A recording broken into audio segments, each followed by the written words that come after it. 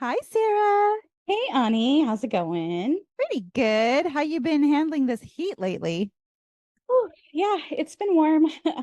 I'm in Southern California and we've been getting some crazy heat out here, but luckily where we are close enough to the beach that it stays relatively cool here compared to the rest of like downtown Los Angeles. How's it been out there in Hawaii? Oh, it's been like consistently 89, 90 degrees with like, I don't know, 1,000% humidity. Yeah, that sounds about right.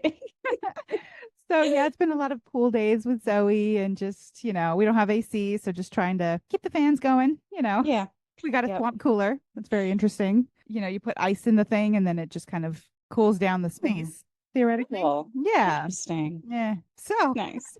very excited. Yeah, we have a long one today. Yeah, I was gonna say we have a long one, so maybe we should just hop right into it. Let's jump in. So today we're going to be discussing season 1, episode 14, That Damn Donna Reed. This episode was written by Amy Sherman Palladino and Dan Palladino, and it was directed by Michael Katelman. This episode aired on February 22nd, 2001.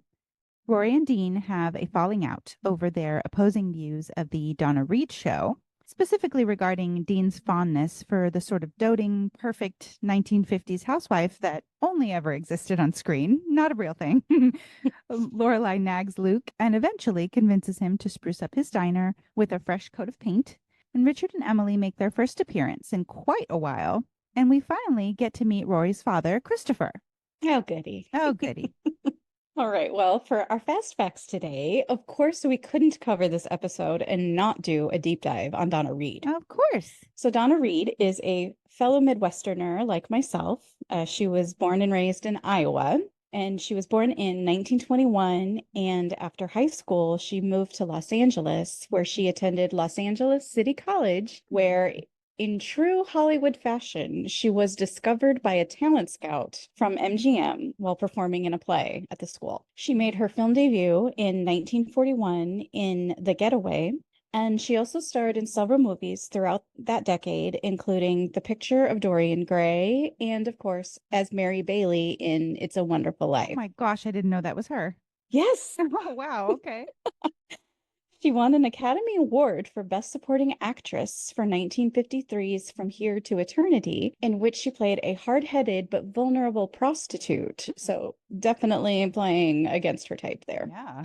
Despite the critical acclaim and awards that she received, unfortunately, she was not offered any additional meaty roles like that one. And so eventually, she and her then husband, Tony Owen, decided to create their own production company. And in 1958, The Donna Reed Show premiered and ran for 8 seasons, earning her 4 Emmy nominations and a Golden Globe Award in 1963.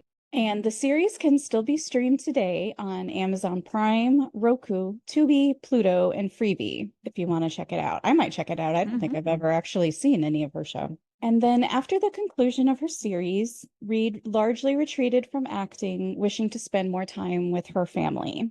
And she also became involved with the anti-Vietnam War group Another Mother for Peace, becoming an activist and working to reach across political lines to end the war. Donna Reed did still do some occasional acting later in life, including taking over the role of Ellie Ewing on Dallas for one season in 1984.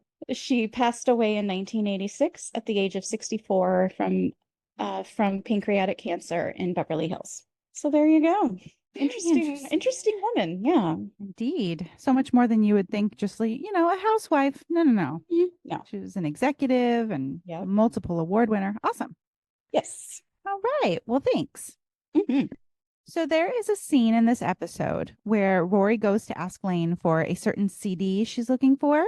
And as they peruse Lane's extensive collection, they mention William Shatner's 1968 debut album, meaning he made more than one, called The Transformed Man. And in it, he gives us a variety of performances, such as recitations of classical literature, including monologues from Hamlet and Romeo and Juliet. God help me.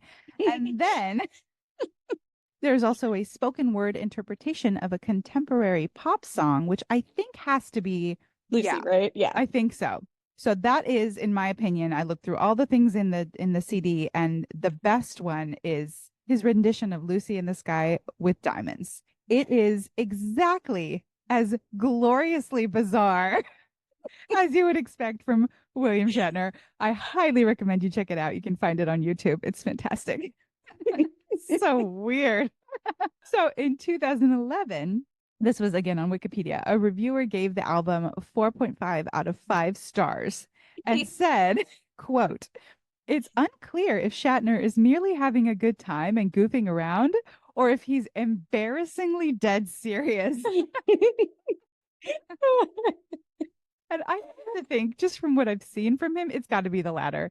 That's what I'm Totally thinking serious. too. Oh yeah. Yeah, I think so too. I don't think he has a sense of irony. No, He's just himself. he's William Shatner. Yes. That's all there is to say. Fabulous. All right. Well, let's dive into our recap. And we want to begin this recap with a trigger alert for all you Team Dean folks out there. If there are any. I think that Ani and I have both made it pretty clear that neither of us are big fans of Dean. And this episode in particular is not a very good one for him. So there will be many, many snarky Dean comments. But we do want to let you all know to be rest assured that we are equal opportunity insulters and we will treat Jess, Logan, and pretty much every guy Lorelai and Rory date just as badly. This is accurate. Well, this episode begins with pizza night at the Gilmore house, and Dean enters with 2 pizza boxes and something inside a paper bag. Our girls are watching the Donna Reed show. So Rory inquires what's in the bag, and Dean says it's a salad. And after confused and slightly disgusted looks from Rory and Lorelai, respectively, he decides to mansplain what a salad is. It's a quaint dish sometimes used to precede large quantities of pizza. He finally realizes his error and says it's for him. Now, Dean has been dating Rory for over a month. He's been to their house before. He's had dinner with them before. He knows that they would never eat a salad. Never. What was he thinking? I think he was thinking it was for himself. Maybe he was like, 2 pizzas is not enough for these 2 women. I'm going to go ahead and get myself a salad too. Maybe. He's seen them eat. So he then reveals that he has no idea who Donna Reed is. And the girls rapid fire the following anecdotes. The quintessential 50s mom with the perfect 50s family. Never without a smile and high heels. Hair that, if you hit it with a hammer, would crack. And in their typical Gilmore way, the girls insert their own sarcastic dialogue into this section. And Dean says, I don't know. It all seems kind of nice to me. The look on Rory and Lorelai's faces when he says that. Oh my God. Fantastic. And then he tries to double down, saying that having dinner time as a family and having a wife cook dinner for her husband, he likes that idea. And he says, look, she seems really happy. To which Lorelai and Rory reply, she's medicated. And acting from a script. Written by a man. Well said, Sister Suffragette. Which I believe is a reference to that song in Mary Poppins, yes? Yes. Sister Suffragette. He then goes on to say, what if she likes making dinner for her family and keeping things nice for them? This poor kid does not know when to shut up. Oh boy, what if she likes making... Well, look, I'm not going to say that when I make dinner and my family actually eats it and enjoys it, it doesn't feel good. Of course it does. But I'm also not required to wear heels and pearls and an apron and a pretty dress and do my makeup and my hair and, you know, all the ridiculous crap that that poor woman had to do on that show. Yeah. So unrealistic. In the next scene, Lorelai and Rory enter Luke's and take their usual table. And as Luke walks over to take their order, she says, can you take a little constructive criticism? To which, of course, Luke gruffly replies, no. Lorelai continues anyway. Okay, this place could use a makeover, like a fresh coat of paint or something. But Luke is just not interested. Taylor then excitedly butts in because he has apparently been trying, along with the town beautification committee, but you know that he's the one that's leading this. They've been trying to get Luke to freshen up the place for years now. Taylor says he'd like to see some flowers, awnings, and a peppy little cardboard pig announcing the special. Can you imagine Luke with a peppy little anything? No. So after dropping it for a second, Taylor starts up again, and he goes on to complain that old paint makes the whole town look bad, causing families to flee, and in comes the seedy crowd. You got trouble, my friends. And then Lorelai immediately chimes in, right here in River City, which is a reference to a song from the Broadway musical, The Music Man. And Lorelai then offers to help paint because she loves it and Luke hates it. And to convince him how much fun it'll be, she says that they can drink beer and sing painting songs. And Luke, understandably, is like, what? What's a painting song? So now, everyone, you're welcome. I'm going to treat you all to Lorelai's impromptu painting song. You ready for this? I'm ready. All right. Grab your paint and grab your rollers, all you kids and all you bowlers. We're going painting today. That was really good. You're welcome. Lorelai attracts even more attention to this ridiculous scene by using utensils for percussion to Rory's deep embarrassment. But Taylor is super stoked that Luke has finally come around. And as he parts, Luke grumbles, I hate that he's pleased. So, as an aside, I would like to point out that this scene includes one of many contradictions we hear over the years about Luke's financial situation. Did you hear this? Did you pick up on that? Yeah. And one of the reasons he says he doesn't want to paint the diner is because he would have to close it down for a day, which he says he can't afford to do. Fast forward to season 2, episode 11, where Lorelai's house is getting eaten by termites. You remember that one? Mm-hmm.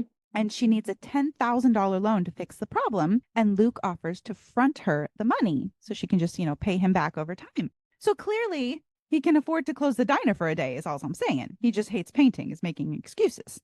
Right. And then because even later on when she and Suki are trying to get the dragonfly in, doesn't he loans her money for that too, right? He becomes an investor. An investor. That's right. Yes.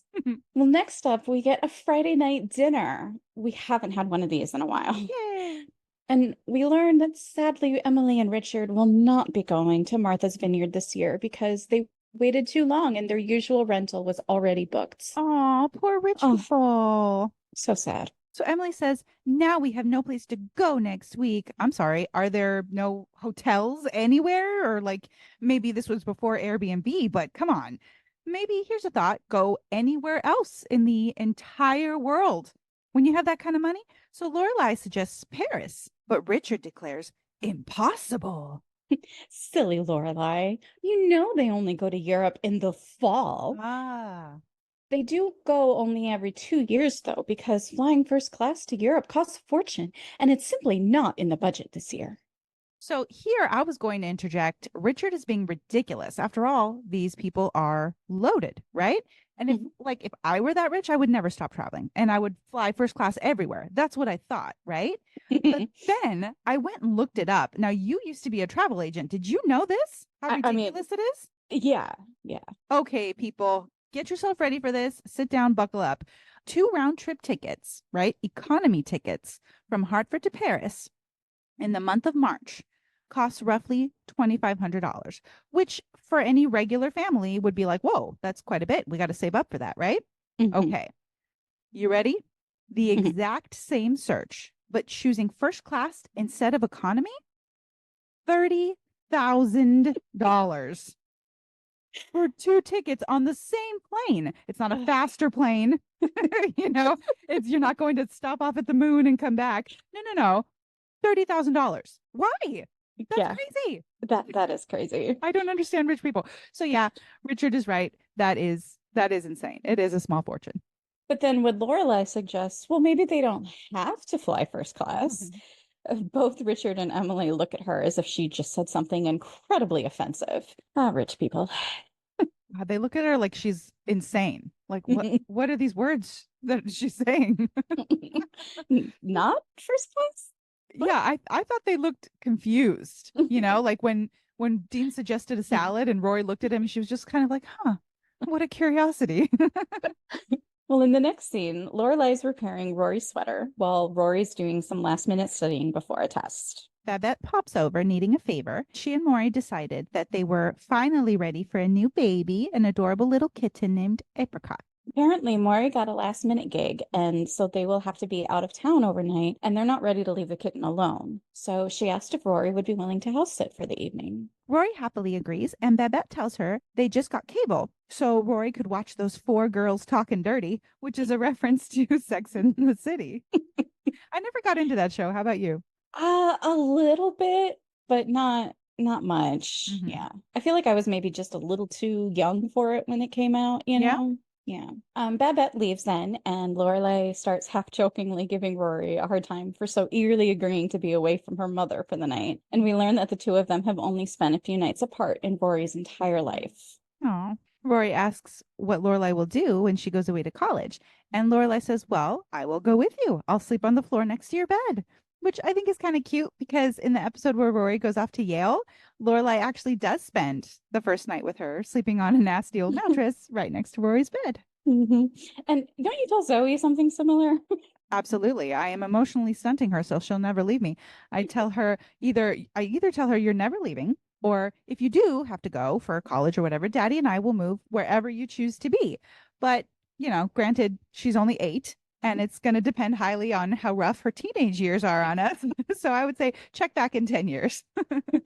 In the next scene, Dean is waiting for Rory at the bus stop in the town square. And this is the first time that we see the town troubadour, played by Grant Lee Phillips. According to Gilmore Girls Wiki, he's in a total of 20 episodes.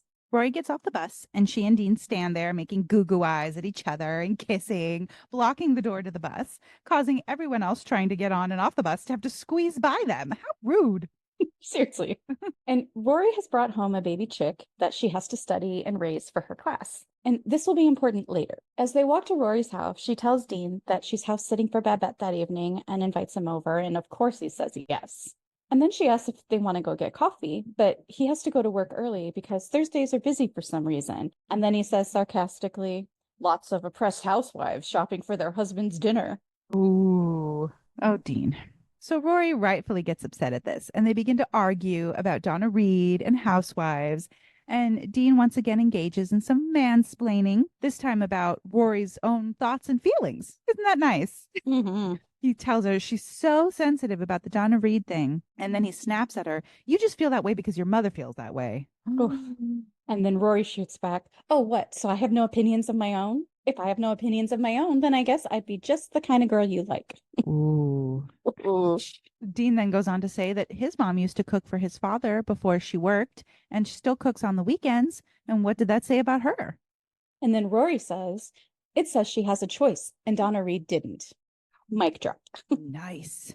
The argument then continues a little bit longer and ends with no resolution, and Dean storms off into work. Oh, Dean. You're so dumb. Rory arrives home with her little baby chick as Lorelai is cutting out paint samples to go over with Luke. Lorelai decides to name the chick Stanley, but when Rory tells her it's a girl, she chooses Stella. And then Lorelai says that Stella is married to Stanley. And this is a reference to A Streetcar Named Desire, which we'll also get another reference to later. And that is the 1951 movie starring Marlon Brando and Vivian Leigh. I've never seen that. Have you? I have not. It always seems so depressing. I was like, I don't want to see that. Life's hard enough. Yeah. Next, we're at Luke's, and Lorelai is discussing several color combinations for the diner as Luke grouchily shuts them all down. Taylor and Kirk enter the diner because he doesn't believe that Luke is actually going to paint and wants to hear it from him directly. It turns out he and Taylor had a bet, and Kirk lost. As Kirk and Taylor leave, Taylor notices the pink and blue shades that Lorelai has taped by the door and says, I like this. Which, of course, means that there is no way that those colors will be used. Yeah, pink and blue? Like, what? That would have looked hideous. Yeah. I'm sorry, is this a baby nursery? A baby or like a candy shop, or I don't know. It's too weird. So Rory is over at Babette and Maury's house, and she feeds Apricot and then begins to do some studying on the couch. You can see the wheels turning in her head, and she tries to call Dean, who still isn't home from work. So then she grabs her coat and she leaves. What could she be planning? Side note, that throw blanket on the couch, my grandma used to have one like it. You know, that knitted black with the different designs. I think it was really popular in the 80s. I feel like it was on every TV show, on every couch. I'm pretty sure it's the same one that was on the Roseanne couch. Do you remember? Yes, I think you are correct. Ryan said he had one on his couch growing up too. Oh, the 80s. The 80s. Oh, you know what else is weird? You remember the show Full House? Yeah. So one of the girls, I think it was Stephanie, you know how the girls shared a room, her sheets on her bed that were all like geometric shapes. I had that exact set. That's so cool. That's so weird, isn't it? Was there like, I don't know, a total of 5 options back in the... I think so. So weird.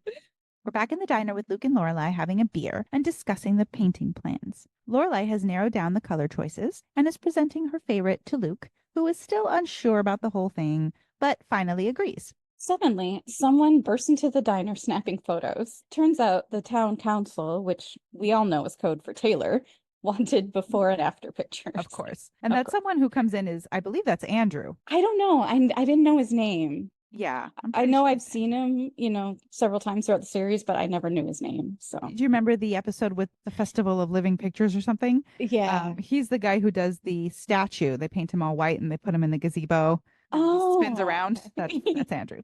okay. He's in a few episodes here and there. So after Luke kicks out the photographer, Andrew, Lorelai asks him what items he's going to get rid of in the place, to redecorate. And of course, he refuses to get rid of anything because he's Luke. And we have established that he doesn't like change. So even though he turned the place into a diner instead of keeping it a hardware store like his dad ran, he still left pretty much everything where it was. If you look around the set there, you can see a lot of random items that you wouldn't really ever find in a diner. hmm And the two of them have a really touching conversation about Luke's father and how much he loved the place. And then he remembers that his dad had written down an order on the wall once when he ran out of paper. It's in such an odd place, though, near the bottom of the wall. Like, that is not a place you would write down an order. It's so weird. Like, maybe he slipped and fell, and instead of getting up, he just decided to write the order Don't there? know. What was he doing on the floor? I don't know. Anyway, so they're both sitting on the floor at the makeshift order form, which they've agreed to leave as is. They're not going to paint over it. And they sort of gaze into each other's eyes for a few seconds, and the temperature goes up a couple degrees. hmm Mhm.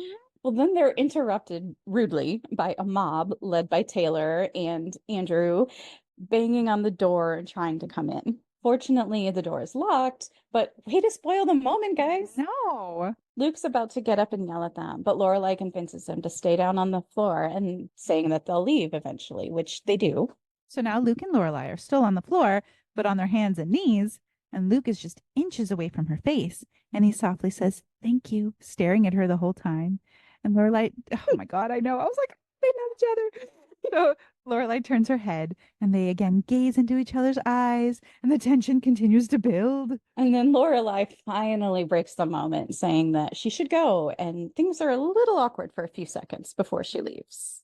So Rory arrives at Lane's room and asks if she can borrow a CD, and she says the weird one, which of course is not enough for Lane to go on. Rory says she'll know it when she sees it, and then we get the grand tour of Lane's hiding places and her filing system. It's brilliant. I'm curious why she has so many loose floorboards, though. That's kind of weird. I know. Kind of dangerous, probably, right? Yeah, but she's got to hide her stuff somewhere. Well, the categories of her filing system include, but are not limited to, Classic, progressive, and pretty boy rock.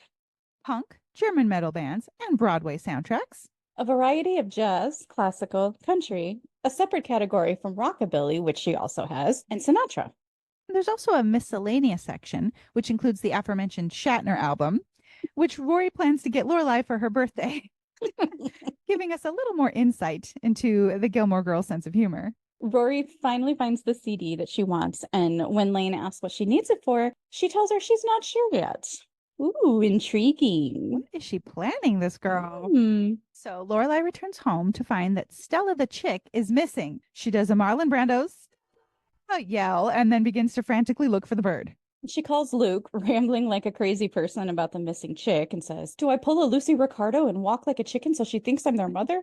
This is a reference to the I Love Lucy episode, Lucy Raises Chickens. So Sarah and I are both big Lucy fans. Now, this is totally beside the point because it's not in that episode. But you know the scene in an episode where she's dancing with Ricky. They're living in the country. She's dancing with Ricky. She's got all the eggs hidden in her shirt, right? And then he pulls her close and they all smash all over her inside her shirt.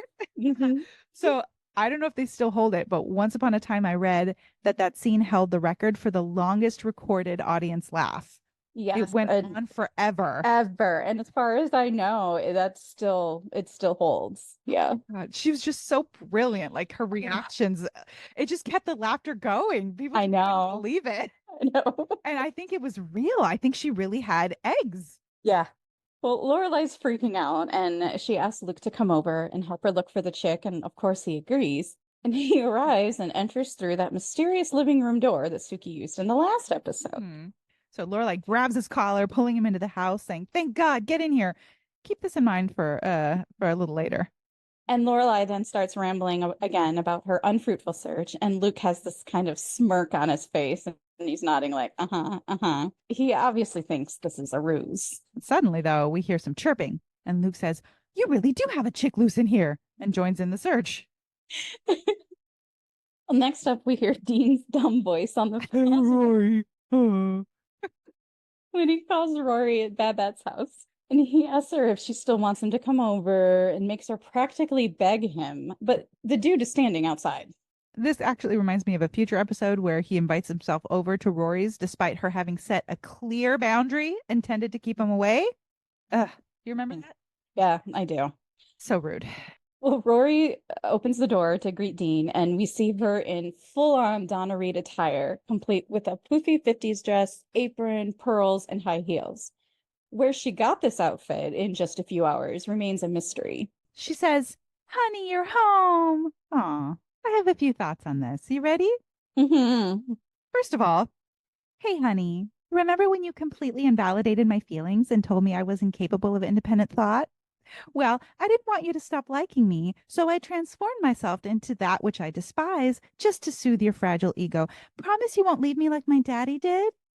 That's what I heard in my head. Now, take note, this is not the last time Rory changes who she is to please a fella. You That know is what I true. mean? Yes. I literally wake up at night sometimes thinking about like what a disappointment Rory became. Like she's my kid or something. So that was thing one. Thing two is I despise all these high school shows like Dawson's Creek and all these things where they establish the student is a high achiever. You know, they're taking a lot of difficult classes. They got a ton of studying and homework to do. My life consisted of school, homework, and sleep. That's all I had in high school. Like I didn't do anything else. But these people find all this time to get up to all these hijinks on a school night, right? I call shenanigans. I didn't have time for that nonsense, right? There was no time for anything. And even if all that food was already at Babette's, because she mentioned they had a house full of food, right? And even if she didn't have to go shopping for all of that, she still had to go out and find that outfit in that small town. I'm not buying it. And my question is, where did she go buy the food too? Because she couldn't have gone to Taylor's Market because Dean was working and it's a small market and he would have seen her. Right. So all of that Yes. stuff had to already be at Babette's. I guess, yeah. Hmm. Now, I had a slightly different take on the whole outfit thing. Oh, And I didn't think of this as being particularly a way of changing herself to be what Dean thought he wanted, but I thought it was kind of a way of showing him just how ridiculous the whole thing was, even if she did kind of end up having fun doing it. yeah, exactly. Maybe it was meant to be a lesson. Well, Dean, of course, looks absolutely stunned, but not displeased. He enters to find the entire place filled with candles and there's music playing. Super romantic. She presents him the appetizers that she made before dinner, and then Dean asks if they're going out to dinner, and she replies that she actually made it: steak, green beans, and mashed potatoes. Now, granted, we find out the green beans were from a can and the mashed potatoes were from a box, but that's okay. Mm-hmm. It's the effort that counts. Yep. The stupid look on Dean's face means he's confused as to what's happening around him right now. So Rory has to explain it's Donna Reed night. Back at Lorelai's, she and Luke still have not found Stella the chick. Lorelai asks him what he meant earlier when he made some comment about her not really having a chick in the house. Why did you think I was calling? She asks him. And Luke fumbles about and tries to make it seem like he always believed there was really a chick on the loose, but Lorelai is unconvinced. But suddenly the two of them get distracted by a Stella sighting and they go running off after her. Meanwhile, Rory and Dean are enjoying their dinner, and he says it's amazing, but I call shenanigans again because there's no way this child knows how to cook anything. Now, I thought that at first too, but then the more I thought about it, I realized that that meal actually isn't that difficult to make if you don't have a lot of experience cooking. Because, like she says, the potatoes were from a box, super easy. Beans were from a can, super easy. And steak actually isn't that difficult to cook either.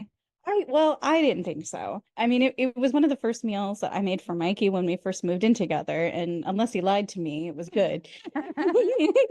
I actually think steak is hard because it's so easy to overcook. That's true. That's true. And then we find out that she also made dessert, which she calls Lime Fantasy Supreme, which is just a fancy name for green Jello and Cool Whip. Sarah, do you like Jello? Not especially. No, right? Not Jello gelatin. I like Jello pudding, Yeah. but she made green Jello gelatin. Yeah. No, my grandma used to make it the kind that like you would put like fruit cocktail in it, and I like that. That was always really good. Yeah. For me, it's something about the texture, and also it just reminds me of like hospital food, and I It's just just, yeah, it's just yeah. like nothing. So anyway, suddenly Rory remembers she forgot to make the rolls, which of course were coming from a tube, and she gets Mhm. very upset. And she's like, "I'll make them now." And to his credit, Dean tells her it's not necessary. Yeah, that was sweet. Yeah. See, we're not all complete haters. And Rory says, Donna Reed would never have forgotten the rolls. They're gonna make me turn in my pearls. Oh my God.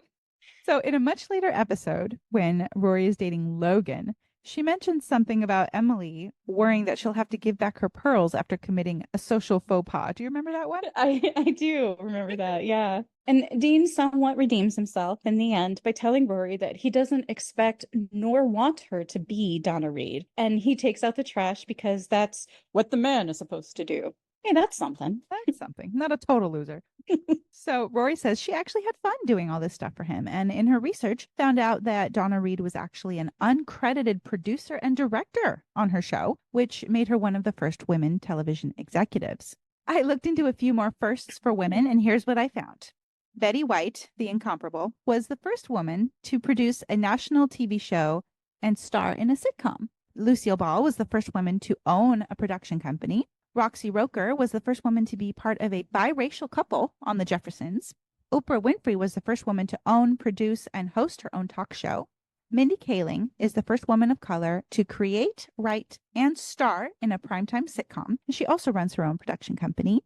Do you know she was only 24 when she became a writer on the staff of The Office? Mm-hmm. Which is amazing. Yeah, I knew she was a baby. Since we discussed William Shatner earlier in the episode, we should also note that the first biracial kiss occurred on Star Trek, the original series, between Shatner and Nichelle Nichols, who played Uhura. Back at the Gilmore house, Stella the chick has been found and returned to her cage. Luke is helping by taking out the trash. He heads out the mysterious side door and runs into Dean, who's doing the same manly task. And both of them are like, what are you doing here? Mm-hmm. So remember, we mentioned in the past that the episode storylines for Lorelai and Rory seem to kind of mirror each other throughout the series. Mm-hmm. So this confrontation also foreshadows one that we'll see in a much later season. Do you remember? I think I remember which one you're talking about. Yes. The episode with the Twickham house being turned into a museum. Oh, okay. That's not what I was thinking. But yes, I do remember that as well. Well, Lorelai heads out and also is surprised to see Dean. And just then Rory comes out of Babette's looking the way she looks, and Lorelai just gets more and more suspicious and Can you imagine? confused. Oh my God. Like, What would you do if you caught Zoe? I'd be like, like what kind of that? kinky, weird thing are you guys into here? Rory and Dean kind of fumble about trying to explain their very innocent, if anachronistic evening. And then Rory turns the tables and goes, "So what were you guys doing?" And now it's Luke and Lorelai's turn to fumble about and justify their evening as well.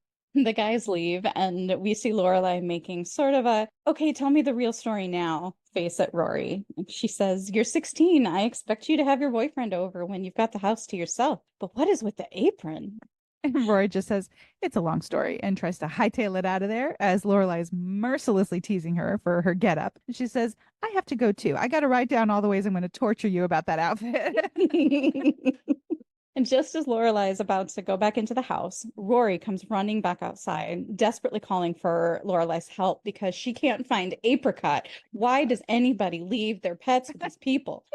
And that's what she says. Lorelai cries out, that's it. We are not animal people, period. This is continuing the ongoing joke about how the Gilmore Girls really shouldn't be trusted with pets or animals of any kind. They really shouldn't. It's amazing that Rory made it, you know. I know, right? She survived. Well, we start the next scene with Lorelai entering the kitchen at the Independence Inn, walking right into the middle of a classic Suki-Michelle argument, one that they have apparently had before. Lorelai observes for just a moment and then guesses correctly that Michelle has requested an egg white omelet. Apparently, he didn't have time for breakfast this morning.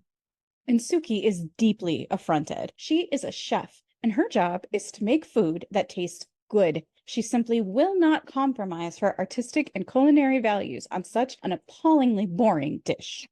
Instead, she makes him a 3 egg omelet with goat cheese and pancetta cooked in a sherry olive oil. I don't even like omelets, but that sounds good. It does sound good. But then Michelle goes on to say he doesn't eat dairy or meat. So wouldn't that make him a vegan? So what's he doing eating an egg? Do they make exceptions for eggs?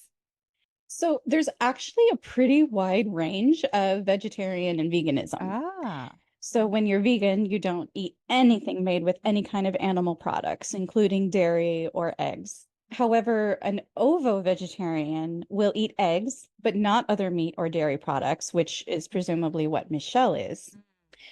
There's also a lacto-vegetarian who will consume dairy products, but no other animal products. There's also a lacto-ovo-vegetarian, which eats dairy and eggs, but not meat, which is what I was many moons ago. no kidding. Yes. But why? Well, because it's a long story. Okay, we'll talk Okay. about it later. And then finally, pescatarians eat seafood but not land-based meat, and flexitarians are people who typically avoid meat and dairy but will consume it on occasion. I can't imagine a world in which there's no dairy. That seems horrible and like a Very punishment. sad. Yeah, I know. I know. Michelle then storms off, and Lorelai says to Suki, "But you make a good egg white omelet." And Suki giggles and says, "I know." They're just torturing Michelle. But Lorelai proceeds to tell Suki about her crazy evening the night before, everything from the debacle with Stella the chick to her and Rory searching for apricot until 1 a.m. And she mentions that she called Luke to help her search for Stella, and that when he arrived, it seemed like he didn't believe that that was the real reason she had asked him to come over. And Suki kind of goes, well, yeah. She seems to think that come help me look for my chick is apparently code for something a little less innocent. And Lorelai seems upset by that. And Suki just tries to explain that she's not saying it's just for that reason, but that maybe Lorelai wanted to see him again and didn't know how to ask for it. So she made up some excuse. As Lorelai grows increasingly annoyed with the accusation, Suki asks her, why did you call Luke? Why didn't you call me? Or Rory? Or Miss Patty, who apparently raises chickens, who knew? Or Andrew, who lives just around the corner? Suki's point, of course, is that of all the people Lorelai could have called who would have dropped whatever they were doing to help her, Lorelai chose Luke. And Lorelai says it's because she had just been with him, helping him pick out paint samples, so he was salient in her mind. But that just supports Suki's point even more, which is that Luke and Lorelai mean more to each other than they're willing to admit to themselves. Next up, the girls arrive at the Gilmore Mansion for Friday night dinner. 2 in 1 episode. Yay! Yay! Where they seem to have interrupted a very important phone call. This is their last chance to go to Martha's Vineyard for the season, for heaven's sake. It's very important. So it's a very serious situation here that needs resolving. The negotiating of the grounds fees on their new property. Once Richard and Emily get off the phone, we find out that the whole contentious phone call was just a big act. Just as in any negotiation, one person must take the role of the eager one, and one person must be the sensible one. The two of them were only pretending to be at odds with each other, capped with a particularly fun bit where Richard patronizingly mansplains to Emily what a business transaction is. I thought that was funny. That was And they are absolutely giddy about this fine piece of property with a much better view than their usual place, which they were able to snatch up because Arthur Roundtree just died. Huzzah! Yay! Lorelai goes, the both of you are going directly to hell. I hope you know that. And Richard replies, well, at least we'll be well rested. And then lets out perhaps the first real belly laugh we've heard out of him so far. They're just evil. Emily's quite amused as well. She invites the girls to come up for the weekend, and Rory eagerly asks her mom if they can go. And Lorelai responds, we'll see how much Valium Auntie Suki can lend mommy, okay? So Emily asks Rory what's new in her life, and Lorelai mutters aprons, but presumably only for Rory to hear. Unfortunately, owl-eared Emily hears it and wants to know more. Rory signals to her mom that she doesn't want to get into it, which I don't blame her. I know. And so Lorelai starts rambling, as she is wont to do when she's trying to get out of something. And she says, well, we've decided to give up on that pesky Harvard dream and focus on something more realistic. Mom, Dad, Rory's decided to become a maid, just like I was. And Richard and Emily are completely aghast. He says, "What would have possessed you to say such a thing?" And Emily says, "God, my heart stopped. Good Lord, like there are worse things in life than being a maid." Oh, I mean, being the help. Can you imagine? Oh, not their granddaughter. No. So they change the subject to Stella the chick. And Rory accidentally lets slip that Luke was the one who found her when she pulled a Houdini. And that perks up Emily's ears again. And she says, "Did the bird get loose in Luke's diner?" Knowing perfectly well that's not what happened. As Rory and Richard engage in their own conversation, Lorelai goes off to the kitchen to fetch more ice for their drinks. But Emily, of course, pursues her like a dog on the hunt. she wants to know she wants to know how Luke even knew that the chick was missing. And Lorelai says she just called him and asked for help. And Emily remarks that it seems like he's always around when she's in trouble. Lorelai tries to pass it off as him just being a good friend, but Emily goes, "Oh, please." Lorelai is trying to drop the subject, but Emily has her hooks in, so that's not likely to happen. She says she's getting tired of being lied to about this secret relationship. She says, "He's the male lead in every story you tell, and I've seen the way he looks at you." Do you remember that episode? She's like, he was looking at you like you were Yeah, gonna like give him a lap dance or something. So of course Emily perfectly plays the victim card and starts moping and says, "If you have any respect for me at all, won't you please, oh pretty please, just tell me if you have feelings for this man."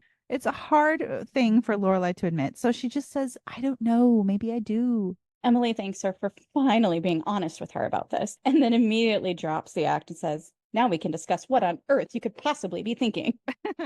As Cher Horowitz from Clueless would say, she is a snob and a half. Amen, sister. The next scene is in the town square. We see Lorelai and Luke unloading all the stuff they're going to need to paint the diner. Do you remember what happens the next week in the next episode? It's been a while. It's not good, girl. So Oh, they decide they're going to meet up next Friday evening so Lorelai can get out of Friday night dinner a little early. I think I know what you're talking about. Mm-hmm. Ugh. Lorelai takes off and Rory catches up with her. As they make plans for dinner, Lorelai mentions that she needs to stop at the market for fruit because she thinks she's getting scurvy. And judging by their diet, I would not be that surprised. No, not at all. So Taylor comes out of his shop just as a motorcycle drives into the square. He says motorcycles are loud and dangerous and they should just ban them from town altogether. Taylor goes back inside to flee from the noise. Now, for once, I kind of agree with Taylor. Mm-hmm. I hate motorcycles too, but that may be because I swear there's like a biker gang that just roars down our street every weekend. It drives me insane. Yeah, I hate them too. I always tell Zoe that's just a dumb choice. It's just not good. No offense, people. No offense. We see Lorelai admiring the motorcycle, and she says to Rory, "Kill me and bury me with that bike." She then rattles off the specs on the thing, and this here is the first and last time we have any indication that Lorelai is into motorcycles or knows anything about vehicles in general. Rory very sensibly says that Lorelai can't have one because she would die. Yeah, exactly. The rider pulls up near the girls and with his helmet on says, "Nice shirt, take it off." And obviously Lorelai is offended, but then the rider takes his helmet off and she sees that it is Christopher, Rory's dad. Dun dun dun.